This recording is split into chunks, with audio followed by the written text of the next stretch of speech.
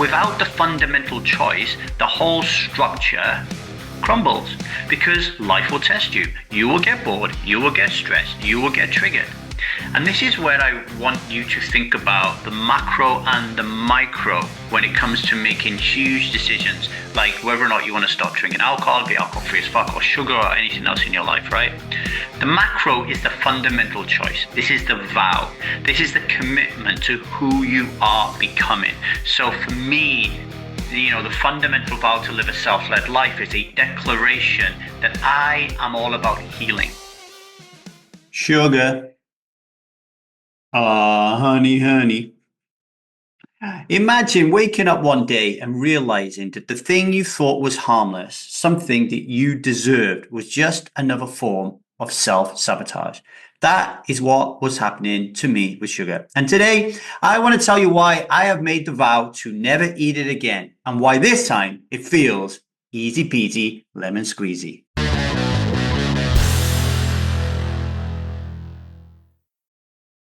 Hello, everybody. My name is LeeDavy. I am not an alcoholic. I refuse to be anonymous. I am someone who lives a self-led life, alcohol-free as fuck, and also sugar-free as fuck.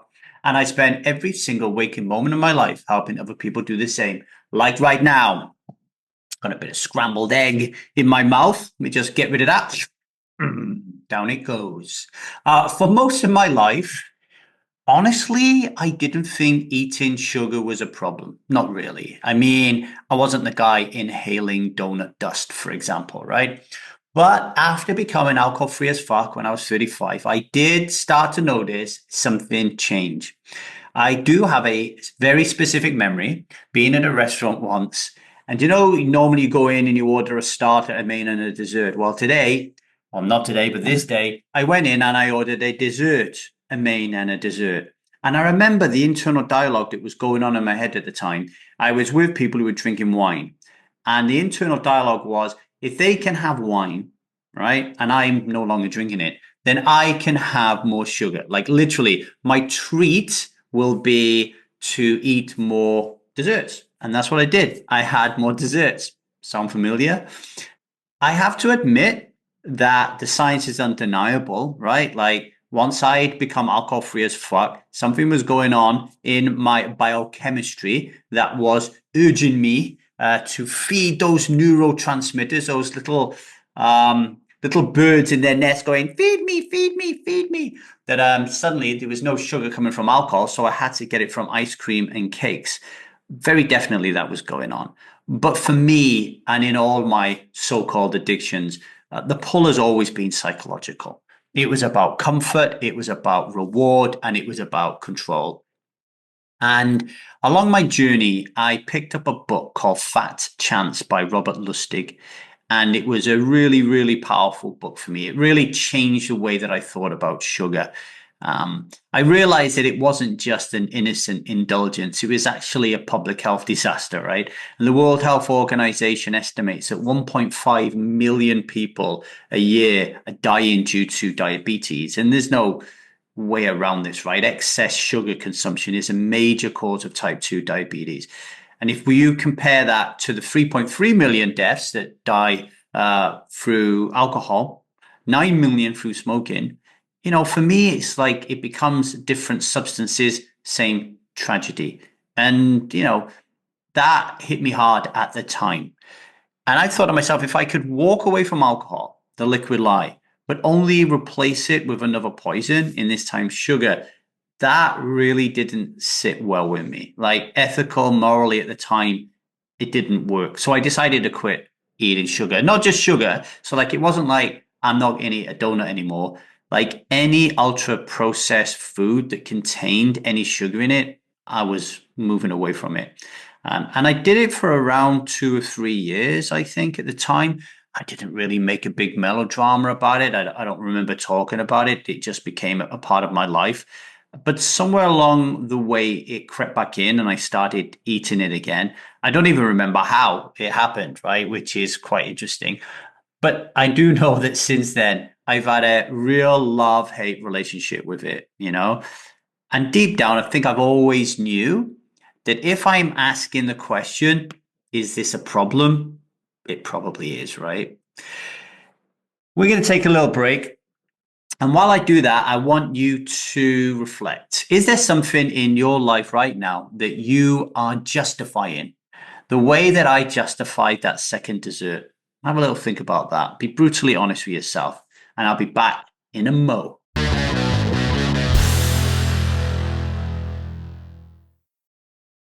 Welcome back to the 1000 Days Sober podcast. Today, we're not talking about alcohol. We are talking about sugar.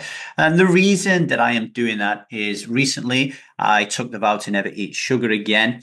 And one of our strivers on Instagram, Shirley, she was like, how the fuck can you do that? And I said, well, I'll create a podcast and I will wax lyrical around my decision. And I have gone, even though now it's like 4 days, I have gone 2 or 3 years before in the past. So I certainly know how to do this and what the mechanisms are. So I want to explain that to Shirley, but everybody else listening, right? So what am I doing differently this time? So why is this decision that I made a couple of days ago to become sugar-free as fuck, why is this different to maybe a couple of weeks ago when I was like having that internal battle? Well, the big difference is I am making a vow. I'm taking the vow, okay? And just like in the Strive method, where at some point, I think it's month 4, we invite you to take the vow to become alcohol free as fuck. You don't have to. For a lot of people, the forever question is too much for them. But for those of you at that point in the initiative stage, it's like, okay, come on, do you want to be alcohol free as fuck, right?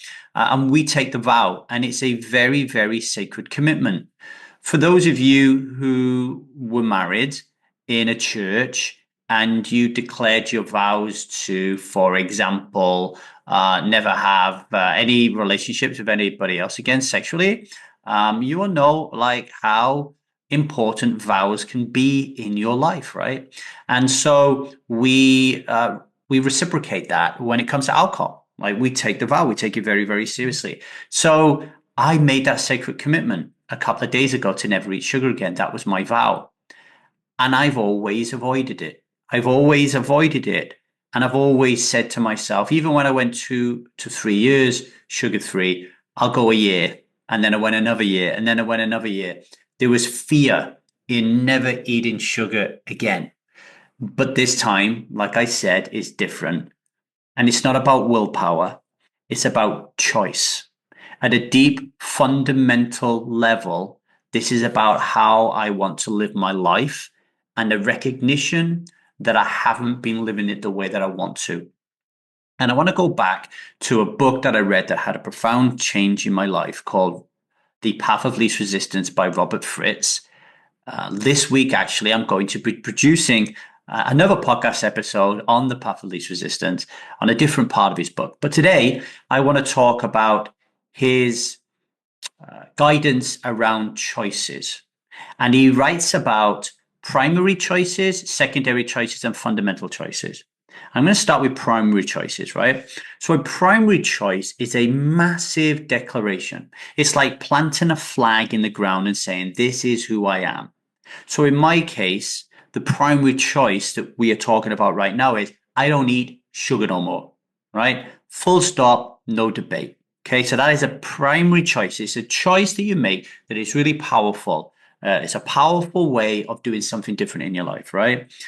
A secondary choice are all the small practical decisions that protect the primary choice.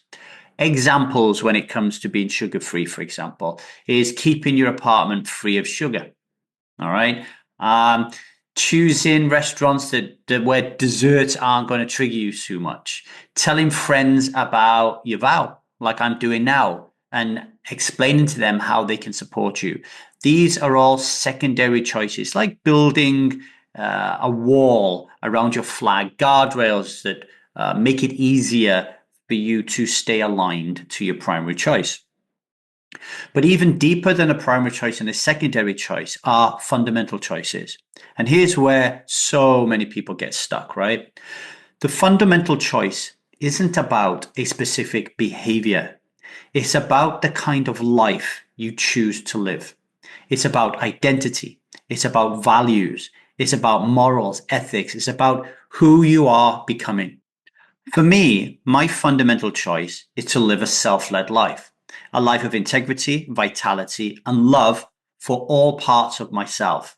But that might not be your fundamental choice. And that's okay, right? Fundamental choices are different from everyone. Now, let me give you an example. So, my dad last year, he decided to give up smoking. So he made the primary choice. I'm done smoking. Massive change, right? Massive change. Then he introduced a series of secondary choices to support his primary choice. One of these secondary choices was getting on Facebook and telling people that he'd stopped smoking. And then all of a sudden, everybody on Facebook started to support him, right? To give him that confidence and the courage and the status, right? The affiliation, the feelings that come with great change. But he started smoking again, right? Why? Well, my belief through the work that I've done in the last 15 years on the Strive method is he never made the fundamental choice to live differently. All right. He never said, I'm choosing a life of health, freedom, and self-respect, for example. And without that deeper shift, without the fundamental choice, the primary and secondary choices eventually collapsed. What happened with my dad is he got bored because life didn't change. He just stopped smoking, right? So he started to miss his cigarettes, and then he started to smoke again, and then he was back to where he was before he'd started, right? Before he'd stopped, sorry. So without the fundamental choice, the whole structure crumbles because life will test you. You will get bored, you will get stressed, you will get triggered. And this is where I want you to think about the macro and the micro when it comes to making huge decisions, like whether or not you want to stop drinking alcohol, be alcohol free as fuck, or sugar, or anything else in your life, right? The macro is the fundamental choice. This is the vow. This is the commitment to who you are becoming. So for me, the fundamental vow to live a self-led life is a declaration that I am all about healing, right? I'm all about healing. The micro, that's the daily practice. That is managing your nervous system. That is working with your parts and yourself through IFS. That is raising self-awareness around your triggers, building the emotional muscle to respond instead of reacting. You need both. You need the macro, the guiding North Star, but you also need the micro, the daily actions that keep you aligned. Because when you face the cake at the party, when you are in a really stressful place, it's the combination of the macro commitment and the micro practice that will carry you through.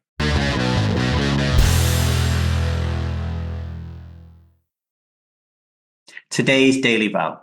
Today I will not drink or eat sugar. Today I will honor my body by living in alignment with self. Freedom doesn't come from fighting your cravings. It comes from choosing who you are and then living that choice every single day. When you anchor yourself in your truth, when you honor your vows, living life gets so much simpler. You're no longer wrestling with yourself. You're simply living as a person you've already decided to become. And when you know who you are, the rest just falls away. I want you to reflect on these questions as you go through the day. What is the one thing in your life today that no longer fits the person who you are becoming? What primary choice can you make right now to honor your fundamental choice to live a self-led life? Share these answers with us wherever you're listening, because there are strivers out there on this journey together with you that need to hear it. Okay, that's all I got time for you today. I'm going to go downstairs and do some washing.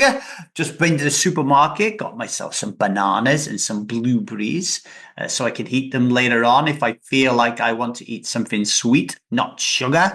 If this episode resonated with you, please rate and review it on the podcast because it helps attract more people and it can help them stop drinking. It can help them stop eating sugar. You can apply these same methodologies like I have recently, for example, in not watching pornography. I haven't gambled for 15 years, same philosophy. So please, please, please spread this far and wide and subscribe so you don't miss a single show. And if you're curious about fundamental, primary, secondary choices, path of least resistance, how you can just so quickly and easily go from struggling with a so-called addiction and then get on the other side of it, you need to be on the Strive Method, our 6-month flagship program to help you to become alcohol-free as fuck and live a self-led life. And as you can tell, it's not just all about drinking, right? This program it can help you stop eating sugar, watching pornography, gambling, whatever your affliction is, okay? Until tomorrow, remember, you are a powerful human being. You are a sovereign being. You have everything you know, everything you need inside of you to not drink alcohol today. Okay? You've got your own back. All right. Much love and strive on, everybody.